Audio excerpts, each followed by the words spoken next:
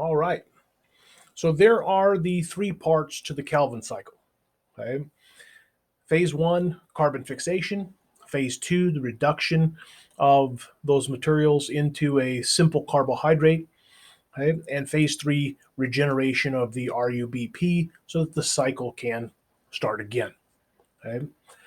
Phase two produces a very simple carbohydrate, glyceraldehyde 3 phosphate, okay, or G3P. Now, G3P produced here at the end of phase two, okay, is very much a building block. It's a building material, okay, a very a base carbohydrate to be certain, but the plant now can use this to make any carbohydrate it needs. So let's take a look at some of the things that the glyceraldehyde 3 phosphate, or G3P, can build.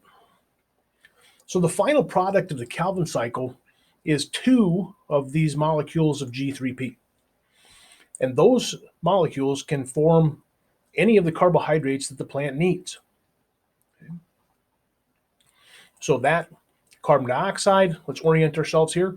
This is the thylakoid, okay, carbon dioxide from the atmosphere. Here's the Calvin cycle.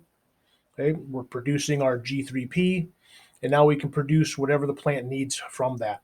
So we can produce structural polysaccharides like cellulose. We can produce storage polysaccharides like starch, okay, and any other compound that the plant needs. That could be sucrose, fructose, any carbohydrate that is necessary to let that plant survive and reproduce to the next generation.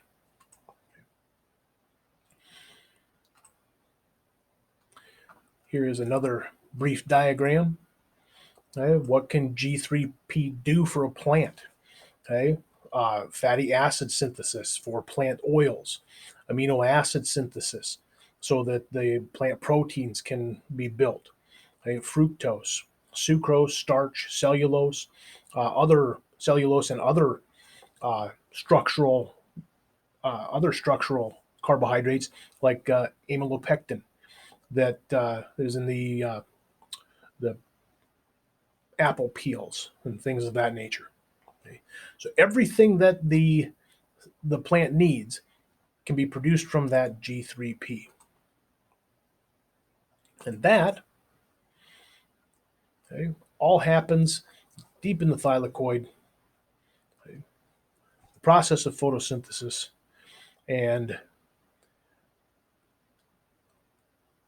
it's a little intimidating sometimes, but if we dig through it, focus on where each of these things happen, okay, we can, I think, come to a place where we can figure it out.